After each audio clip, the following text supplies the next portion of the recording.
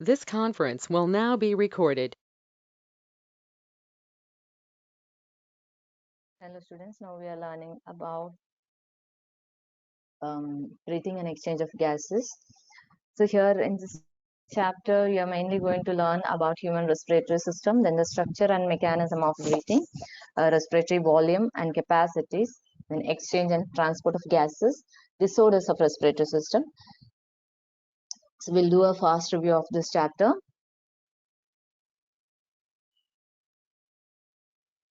So here first we need to learn what is respiration.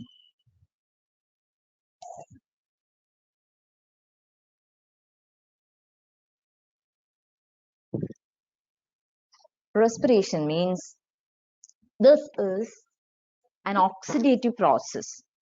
Okay, so this process involves the oxidation of food substances like carbohydrate, fat, protein, all these within the tissues, and then it forms carbon dioxide, water, and there it releases the energy. So that is the respiration.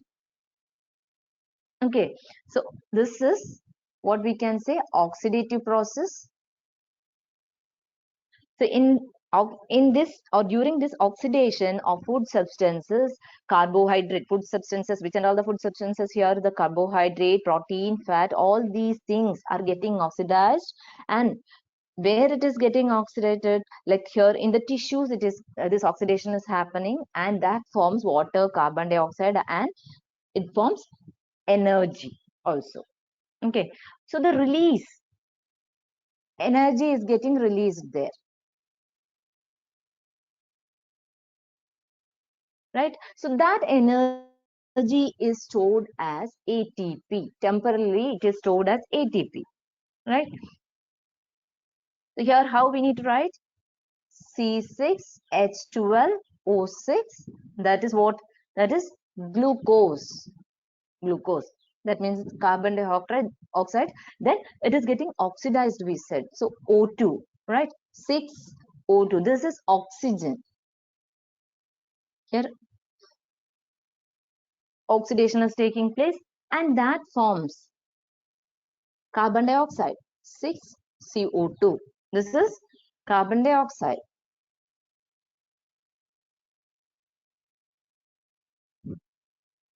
Plus 6H2O, water,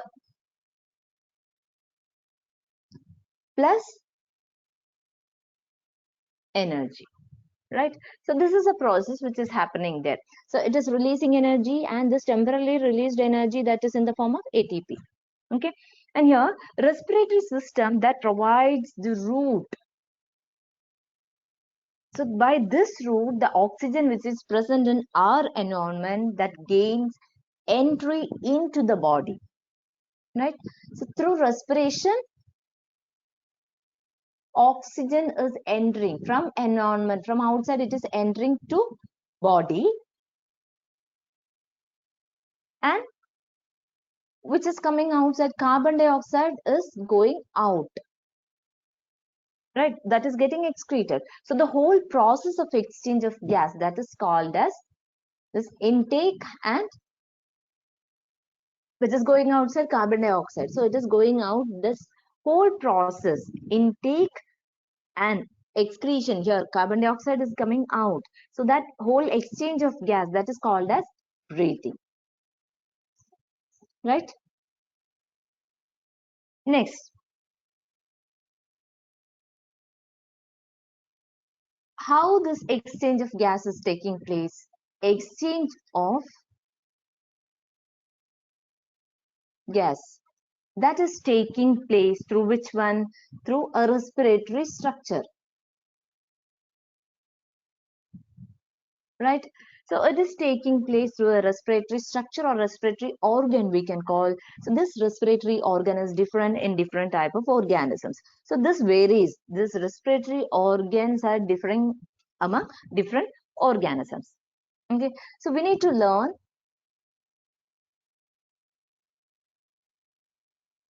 respiratory organ.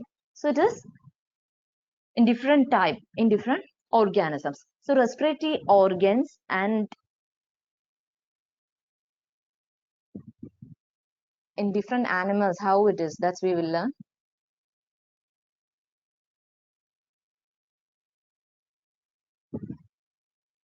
Respiratory organs.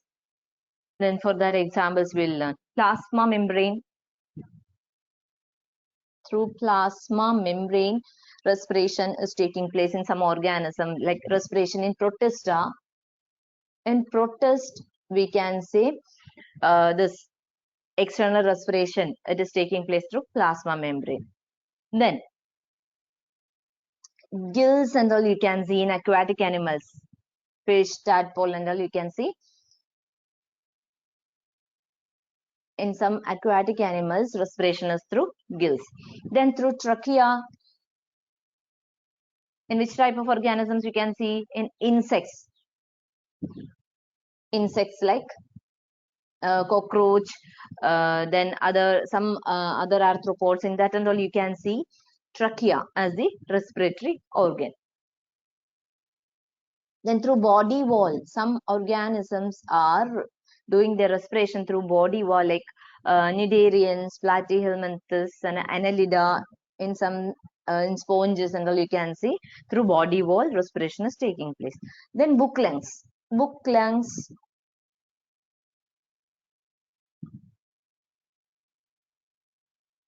In spider, scorpion and all you can see book lungs as the respiratory organ.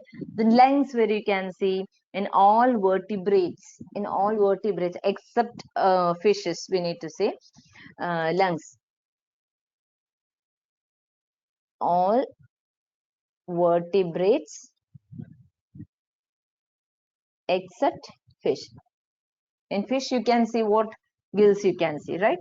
So in except fish, other than that, all vertebrates are using lungs for their respiration. And here in this chapter, mainly we need to learn about human respiratory system. Human respiratory system.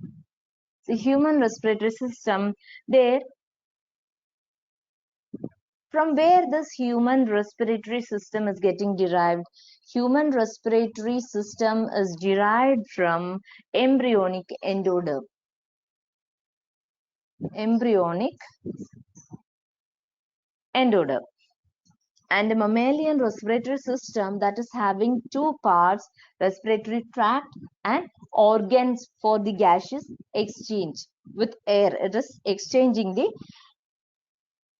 gases, right? So mammalian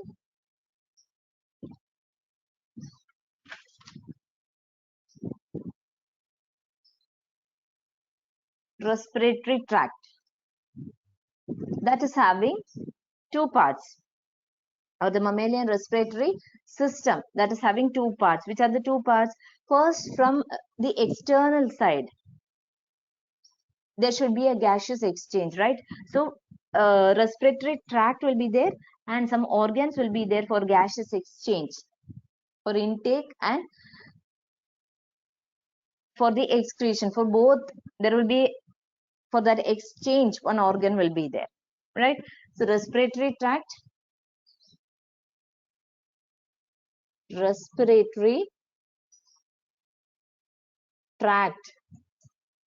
will be a route for that respiration, right? And organ for gaseous exchange. Gaseous exchange. So these both makes a respiratory system.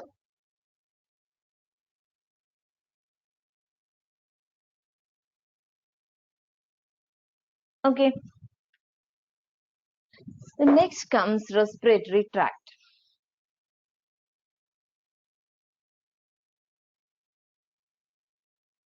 We'll learn that respiratory tract in detail. So this respiratory tract, that consists of different components like nostrils, then nasal cavity, then comes pharynx, larynx,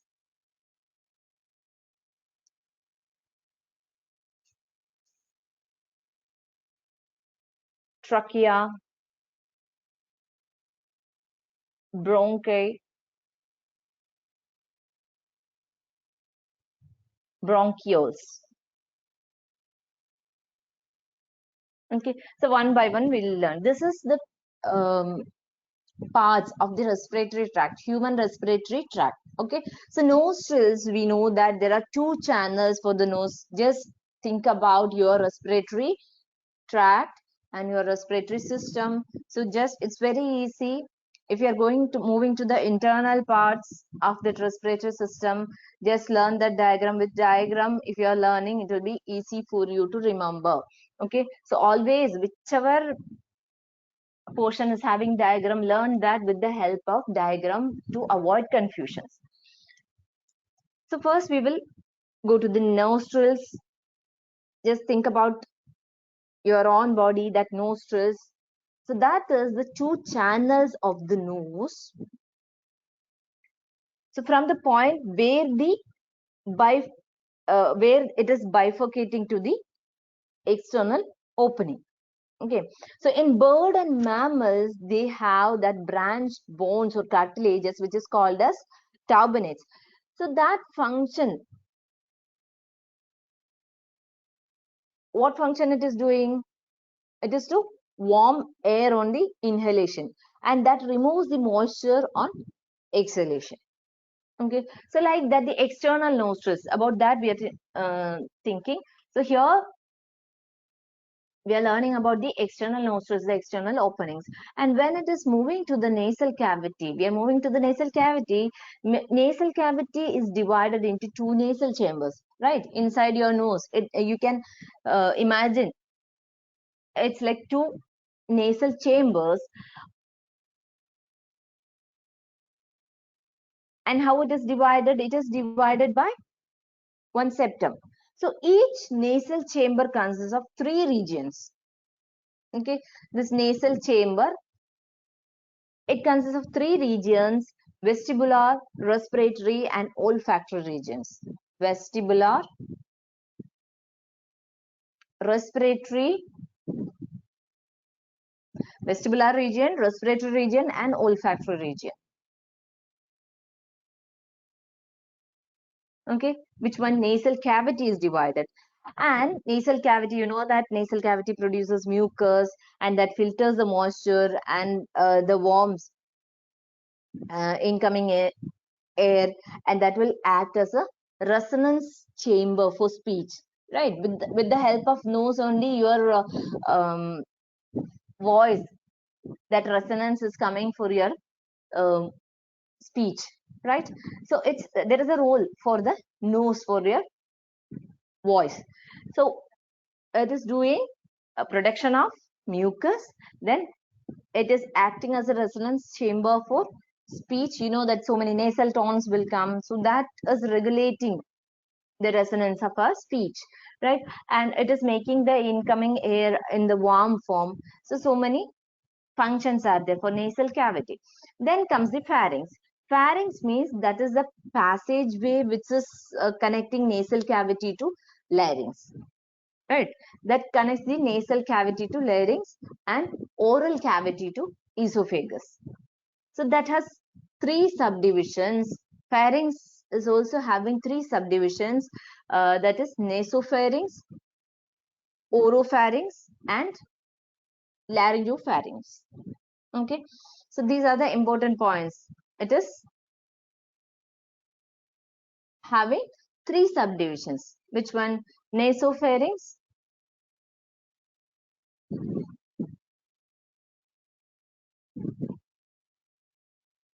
oropharynx,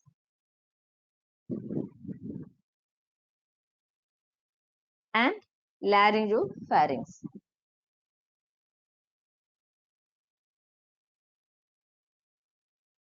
Okay, next comes larynx.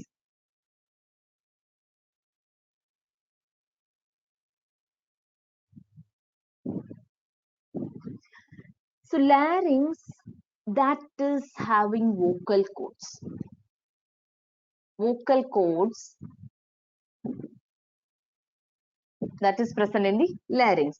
So the sound producing elastic fibers, those are called as vocal cords, that is present in the larynx. So there is a little difference in the size of larynx in man and woman. Size difference is there. In larynx, there is a size difference in man and woman, right? So there it grows larger and becomes prominent in man, larynx, right? But in female, it won't be like that. It will be in smaller size only. So that's why a size difference is coming in man and woman. So there is a size difference where in man. So that's why it is, and it is becoming prominent in man.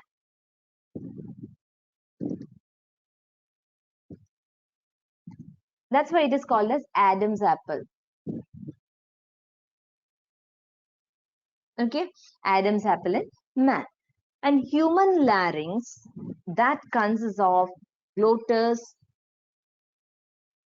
cartilages, hyoid bone, thyroid membrane, vocal cords, laryngeal ligaments, then muscles. All these are present in human larynx. Glottis means glottis, that is an opening of the floor of pharynx which is leading to larynx.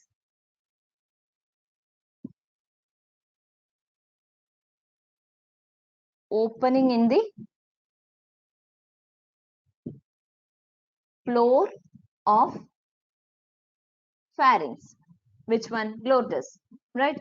And that is leading to larynx. See, like this sentences will come. So whether the statement is true or false, like that questions also may come. So you should be clear with the structure. Okay, that's what you need to do. So here glottis is the opening in the floor of pharynx, and that is leading to larynx. There are 9 pieces of cartilages, right?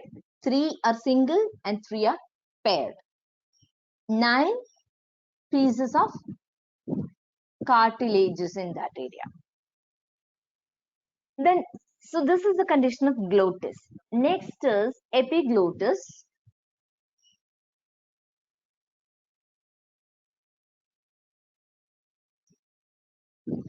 Epiglottis, that is a leaf-like structure.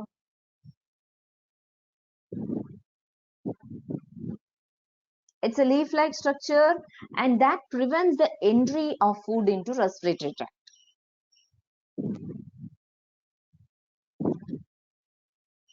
Entry of food into respiratory tract. Okay, so epiglottis, which is a leaf-like structure, and that is preventing the entry of food into respiratory tract during swallowing time. So it is covering the, or it is preventing a body from the entry of food into respiratory tract. Okay, because that may cause damage to the respiratory tract, and we will find some kind of disturbances, right?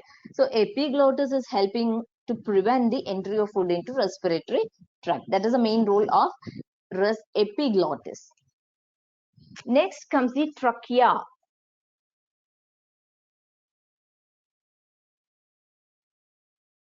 Trachea is otherwise called as windpipe. Okay, so this trachea or windpipe, that is the continuation of larynx.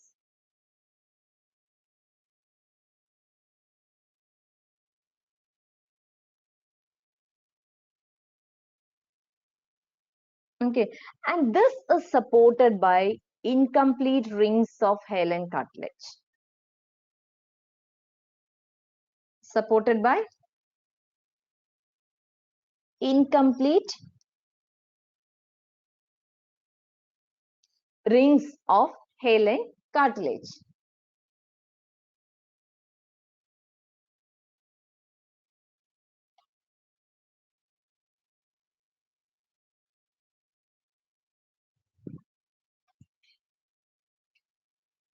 Then mucosa of trachea, that is lined with ciliated pseudostratified epithelium which is containing mucus. Okay, and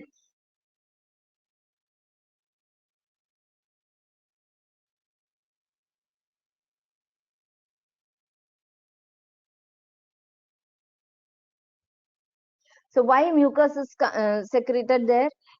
Because goblet cells are present which is secreting the mucus, so that is helping to push the mucus out.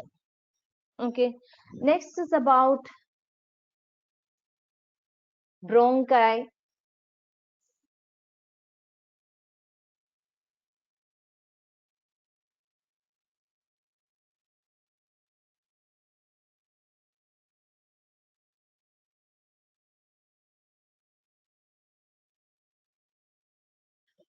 Here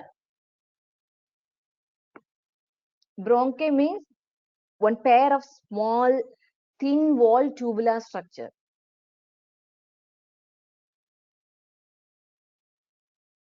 Thin walled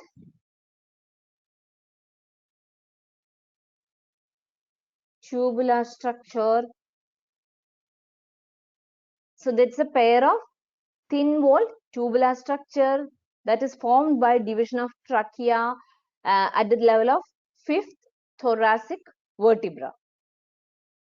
Then bronchioles.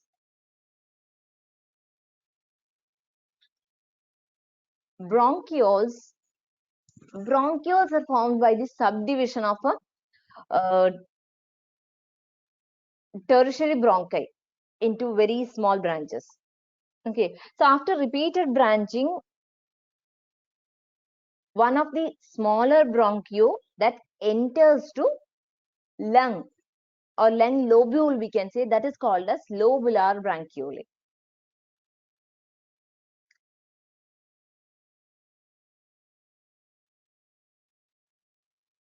Okay, so this is about the respiratory tract you need to learn. Next is about the lungs.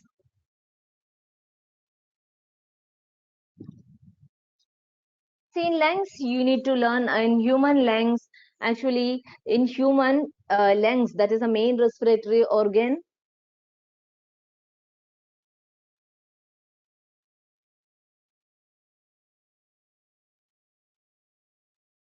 Then each lung that is covered by double membrane, which is called as pleurae.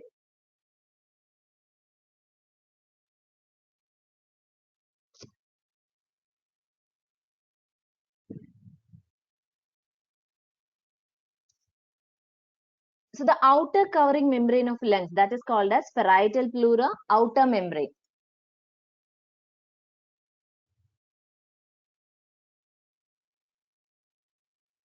But the inner covering membrane of lungs, that is called as visceral pleura.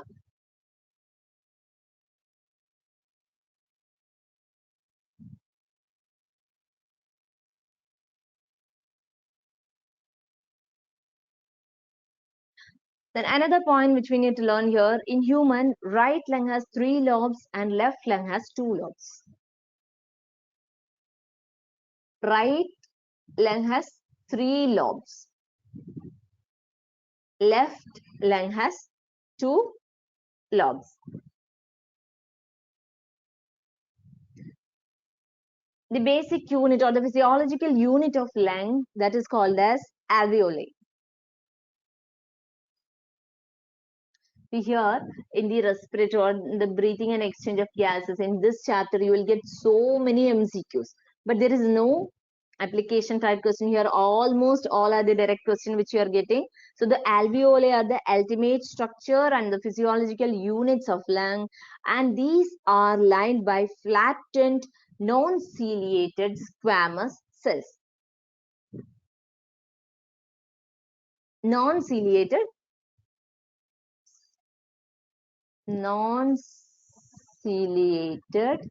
squamous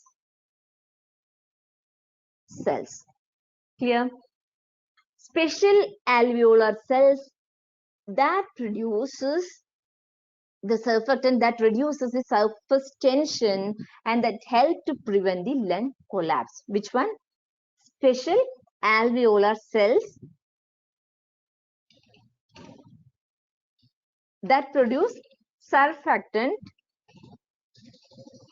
and these reduces the surface tension, and that is helping to prevent the lung collapse.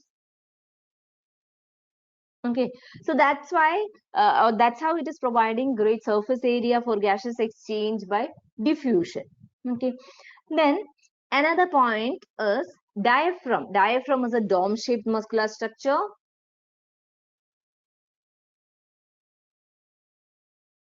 It's a dome-shaped muscular structure that is separating the thoracic and abdominal cavities. Diaphragm is separating the thoracic cavity and abdominal cavity, and that is helping in breathing by changing the volume of lungs.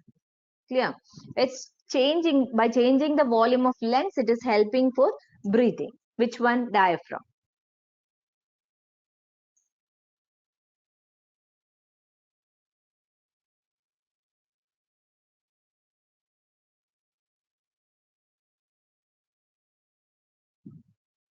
So now the structure is clear. Next, we need to, so the whichever point I mentioned here, all these from the previous 10 years question paper. So you have to learn minimum these questions. All these are important questions and repeated questions too.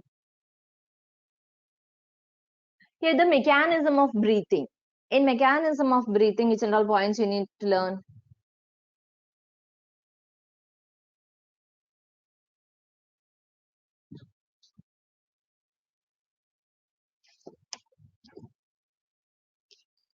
In the mechanism of breathing, the process of respiration that mainly include two phases, external respiration and internal respiration.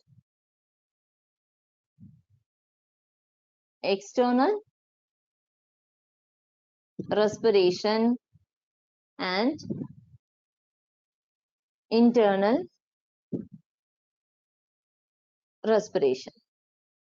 Clear? So external respiration means that's a process by which gases are exchanged between the blood and air. Blood and air. That is external respiration. And this is a physical process, and this process involves the intake of oxygen and giving out the carbon dioxide. Intake of oxygen, then carbon dioxide is out, right? So respiratory movements during the external respiration, that involves two phases. This respiratory movements, inspiration and expiration. So inspiration means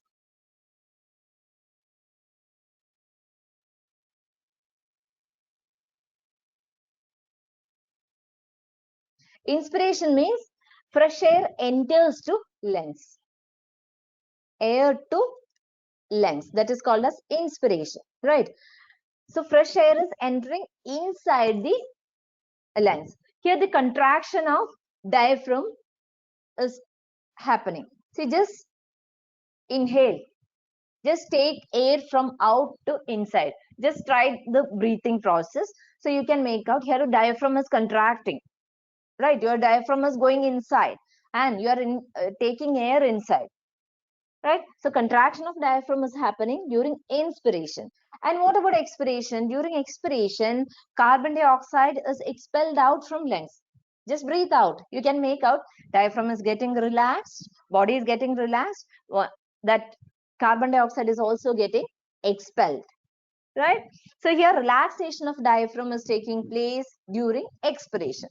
So that is the two processes, external respiration. What about internal respiration? Internal respiration means gases are exchanged between blood and tissue.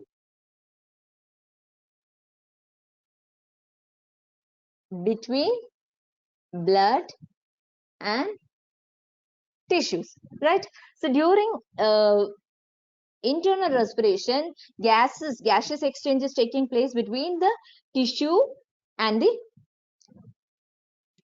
blood. right?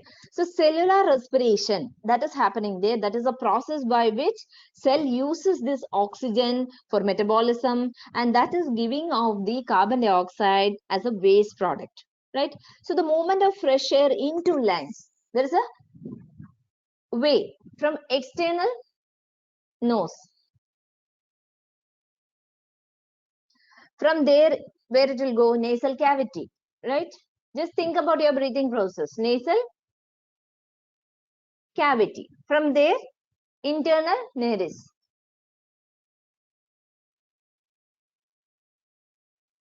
Then to pharynx. Then glottis. Then to larynx. Next, trachea. Then bronchi. Then bronchioles.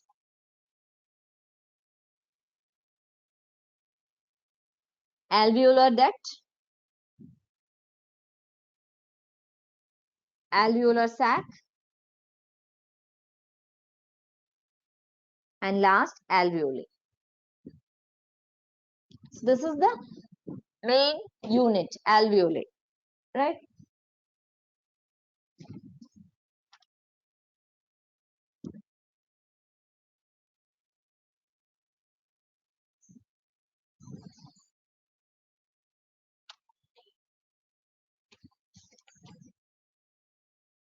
And here in this chapter, you need to learn about respiratory volumes and capacities.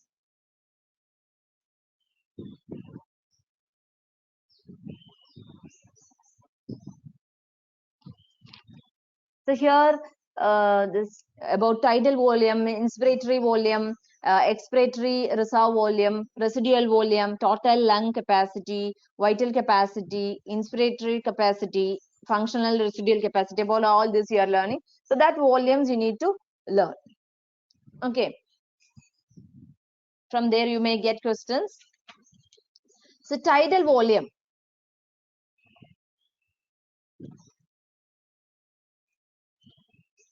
TD. That's 500 ml. Okay. So tidal volume,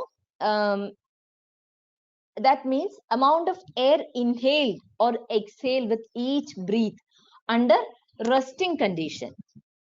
That's around 500 ml. Next is about inspiratory reserve volume. Inspiratory reserve volume.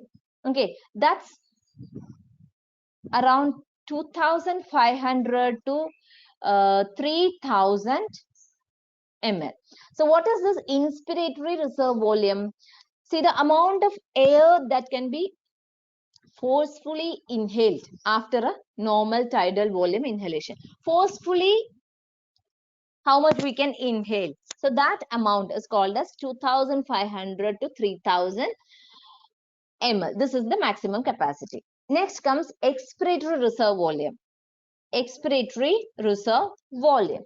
So this expiratory reserve volume is amount of air that can be forcefully exhaled after normal tidal volume exhalation. So that is 1,000 to 1,100 ml. Okay, then residual volume. Residual volume is 1,100 to 1,200 ml. So amount of air remaining in the lungs after a forced exhalation. See, forcefully we are exhaling. After that also some amount will remain in the lungs. That is called as residual volume. The remaining volume inside lungs. Okay. So residual volume is a repeated question. Several times this got repeated. Next, total lung capacity.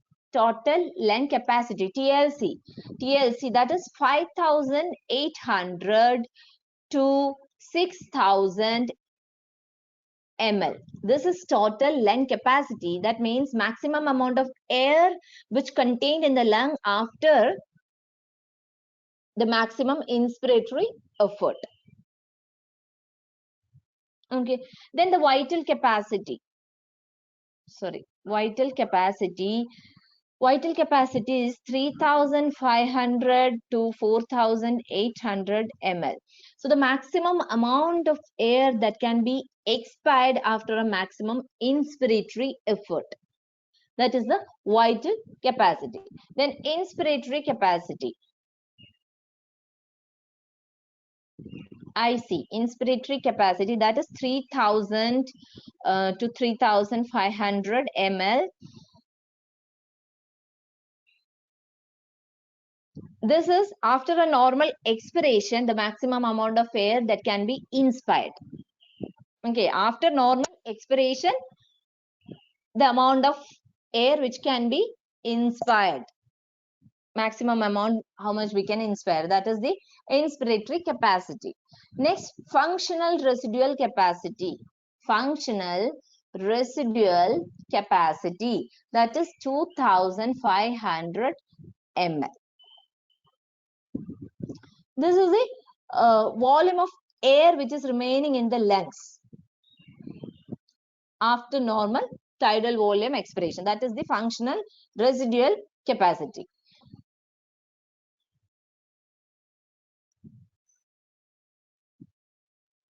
Okay, make a table of this.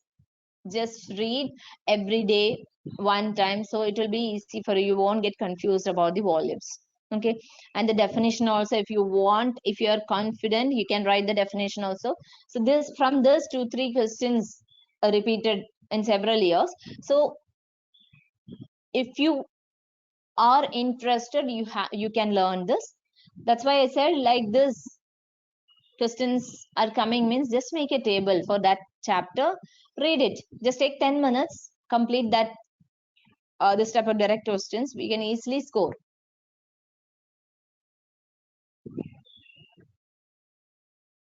And here we are learning in this chapter exchange of gases, like exchange of gases between alveoli and blood, exchange of gases.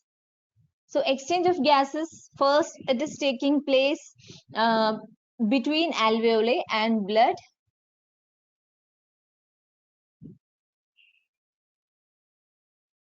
Then exchange of gases between blood and tissues. Between blood and tissues. Okay.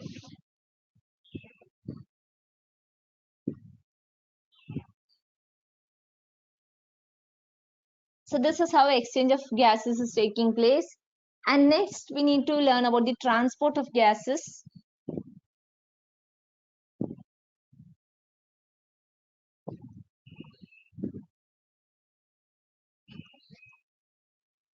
So in transport of gases, you know that blood carries oxygen from lungs to tissue cells. That's for oxidation. Then carbon dioxide from tissues or tissue cells to the respiratory surface for elimination, right? That's how transportation is taking place. So transport of oxygen is taking place. Then transport of carbon dioxide is also taking place, right? Here in transport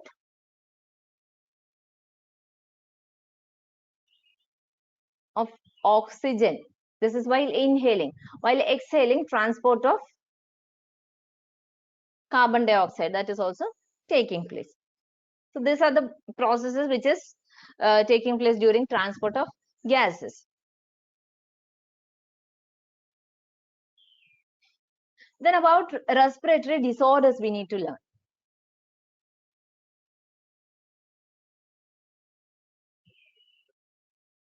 So this chapter, actually, it is a very simple chapter and it's very easy to learn, because all these respiration, we know what is respiration, no need of imagination, and just think about our body, human respiratory system, easily you can make out.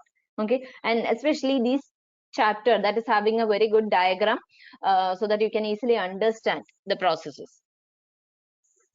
So disorders of respiratory system, bronchitis is the first one we need to learn. See, bronchitis, that is caused by the permanent swelling in bronchi. Swelling, this is a permanent swelling in bronchi. Okay, so as a result of bronchitis, cough is caused and thick mucus with pus cell that will be spitted out. So bronchitis, due to that, cough, severe cough will be there and thick mucus with pus cells will be spitted out. Then bronchial asthma.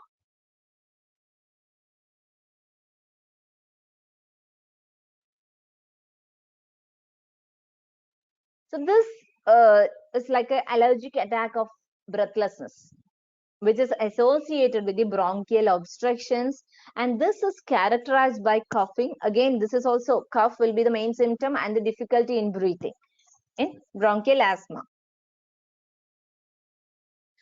And third disorder, that is emphysema.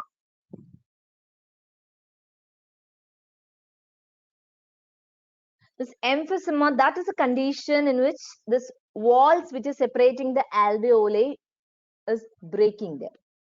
The walls which is separating the alveoli, the basic unit, that is breaking. So that will result in the reduction of the surface area of exchange, right? For the exchange of respiratory gases, their surface area is getting reduced because the wall is breaking, right?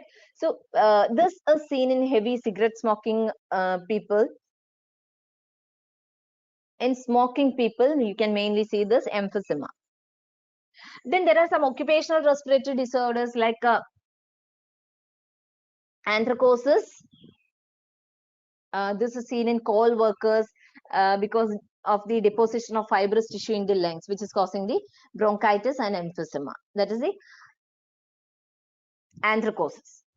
Then silicosis. Silicosis is caused due to the long exposure to dust which is containing silicon compounds. So workers, those who are working in glass industry, then potters, gold and copper miners, for those people, slowly what will happen, they'll develop a progressive fibrosis. So that's how silicosis is developing. So these are the main disorders which you need to learn in this chapter. So actually, this is a very good chapter. You can score very easily without losing 1 mark from this chapter. If questions you are getting from this chapter, it's very easy to score. Okay, only this respiratory volume and capacities you have to make a table and you can learn. Okay, rest and all other points of this chapter, it's very easy. You can learn very fast and no need to spend much time for this chapter, right? So here the questions of this chapter that has come from different topics like human respiratory system, the structure mainly based on structure, then mechanism of breathing, then respiratory volume and capacities, exchange and transport of gases, then disorders of respiratory system. So from all these portions, 5 different topics, questions have come in previous 10 years. So almost all the questions, repeated questions I have discussed here, so nothing to worry. So by listening to this class, you have already completed previous 10-year questions from this chapter. So once again, go through this and mark. I think you'll find some difficulties in the respiratory volume and capacity about that volume, so that you have to learn, you have to by heart, there is no other option. So make a table, small table for that, read every day and keep that in your memory. It will be easy for you. Definitely you can score full marks from this portion. Okay,